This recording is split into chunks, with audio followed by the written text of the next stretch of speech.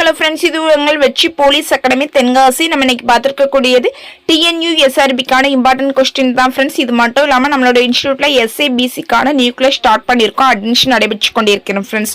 Okay, இன்னைக்கு நம்ம part 13க்கு உண்டான கொஸ்டின்ஸ்க்கு போயிடலாம். ஃபர்ஸ்ட் கொஸ்டின், அன்னை மொழியே அழகார்ந்த செந்தமிழை முன்னைக்கும் முன்னை முகிழ்ந்த நறுங்கனியே என பாடியவர். ஆன்சர் பாவலரேறு பெருஞ்சித்திரனார். துய்ப்பது என்பதன் பொருள். ஆன்சர் கற்பது. நனந்தலை உலகம் என்பதன் பொருள். ஆன்சர் அகன்ற உலகம். திருத்தொண்டர் புராணம் என்ற அடைமொழியில் அழைக்கப்படும் நூல். ஆன்சர் பெரிய புராணம். தமிழில் சதுரகராதி என்னும் அகர முதலியை வெளியிட்டவர். ஆன்சர் வீரமா முனிவர். தமிழகத்தின் பேட்ஸ்வுட் என அழைக்கப்படுவர். ஆன்சர் வாணிதாசன்.